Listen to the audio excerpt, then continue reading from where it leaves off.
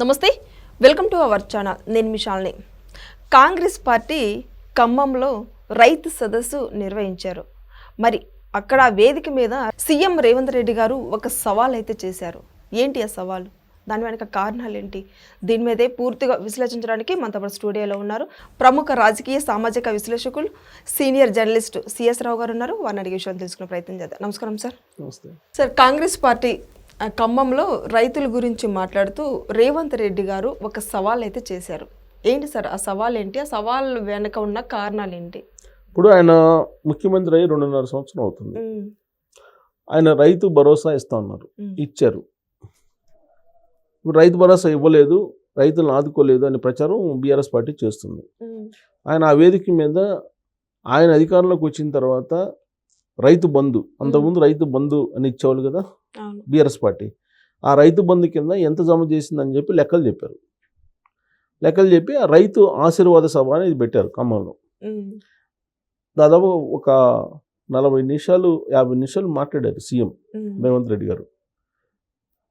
సరే, మిగతా అన్ని విషయాలు మాట్లాడుతూ బీఆర్ఎస్ పార్టీ గురించి మాట్లాడారు. అబద్ధాల పార్టీ అని చెప్పి దాని పేరు పెట్టి కేటీఆర్ గారు అలాగే హరీష్ రావు గారి గురించి, ఇద్దరి గురించి మాట్లాడారు. మాట్లాడి ఆయన కొన్ని లుచ్చా అనేటువంటి పదాలను కూడా ఉపయోగించారు. ఇట్లాంటి వాళ్ళు ఉన్నారు, దోచుకున్నారు తెలంగాణని, దోచుకున్న చాలక మళ్ళీ మేము అధికారంలోకి వస్తామని చెప్పి ఏదో కలలు కంటున్నారు. అది జరగని పని అని చెప్తున్నారు. అని చెప్తూ దాంట్లో ఆయన ఒక ప్రతిజ్ఞ చేశారు. ఎందుకు చేశారంటే 2023 అసెంబ్లీ ఎన్నికల ముందు కూడా ఖమ్మం సభలో ఆయన ఏదైతే ఫిగర్ చెప్పారో ఎన్నికల్లో వచ్చేటువంటి సీట్ల సంఖ్య, అదే ఫిగర్ వచ్చింది 2023లో.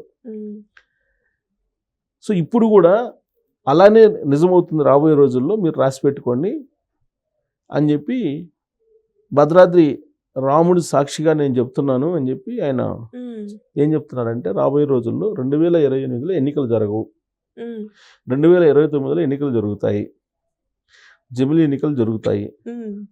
ఈ జమిలీ ఎన్నికలు జరిగితే నియోజకవర్గాల పునర్విభజన జరుగుతుంది.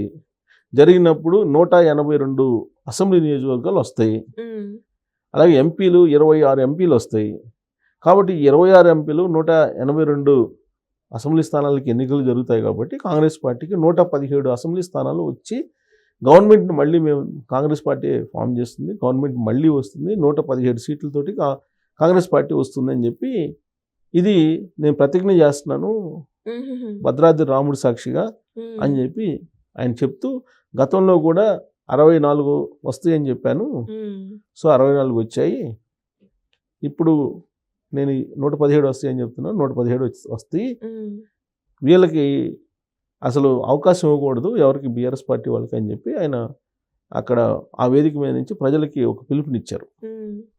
పశుపతిని ఫామ్ హౌస్ నుంచి బయట రానివ్వద్దు అని చెప్పి ఆయన తనదైనటువంటి స్టైల్లో మాట్లాడుతూ బీఆర్ఎస్ పార్టీ మీద ఒక బాంబు వేశారు.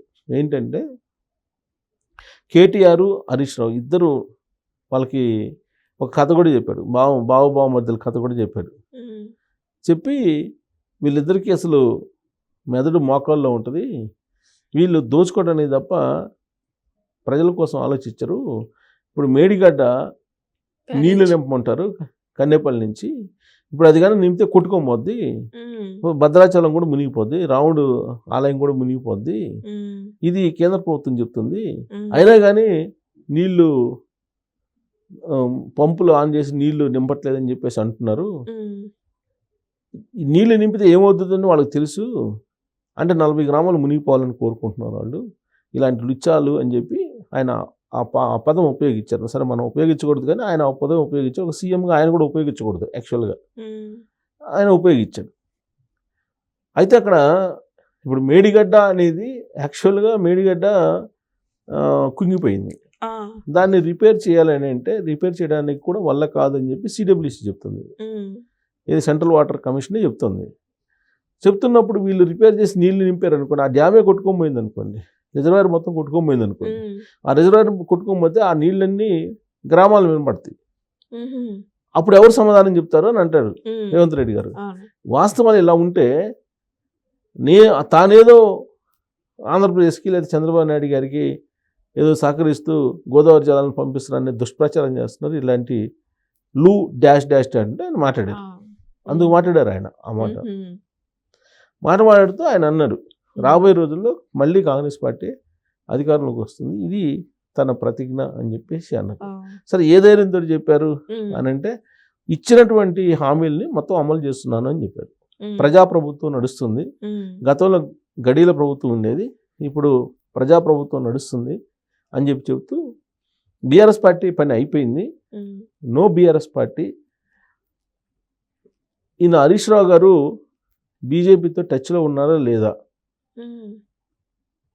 రాముడి మీద ప్రమాణం చేసి చెప్పనండి అని చెప్పి ఆ వేదిక మీద ప్రజలతోటి ఆయన మాట్లాడారు.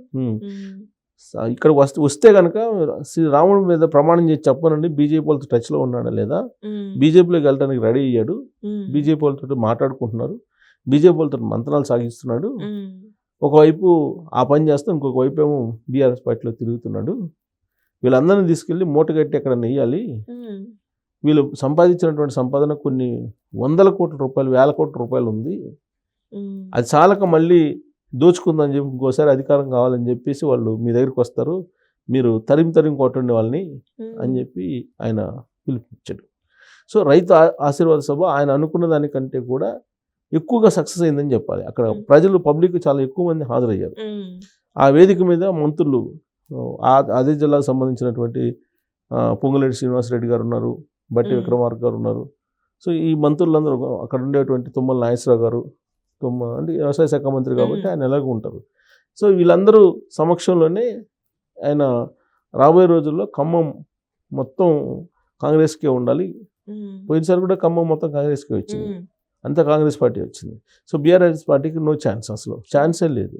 సో అదే తరహాలో నెక్స్ట్ ఎలక్షన్కి కూడా ఉండాలి, రాహుల్ గాంధీని ప్రైమ్ మినిస్టర్ చేయాలి, రాహుల్ గాంధీని ఖమ్మం తీసుకొస్తాను, ఖచ్చితంగా నెక్స్ట్ ఎలక్షన్లో రాహుల్ గాంధీని ప్రైమ్ మినిస్టర్ చేద్దామా లేదా అని చెప్పి ప్రజలందరితో చెప్పించాడు, చేద్దామని చెప్పి అక్కడ అది చెప్పించి తెలంగాణలో 117 మంది ఎమ్మెల్యేలు అలాగే 20 మంది ఎంపీలు కాంగ్రెస్ పార్టీ నుంచి ఇక్కడి నుంచి మనం వెళ్ళాలి, పంపించాలి, రాహుల్ గాంధీ గారిని ప్రధానమంత్రిని చేయాలి అని చెప్పి ఆయన అక్కడి నుంచి ప్రతిజ్ఞ పూరి ఒక రకంగా చెప్పాలంటే ఎన్నికల శంఖారావాన్ని వినిపించారు అని చెప్పచ్చు ఆయన స్పీచ్ని కనుక మనం అబ్జర్వ్ చేస్తే.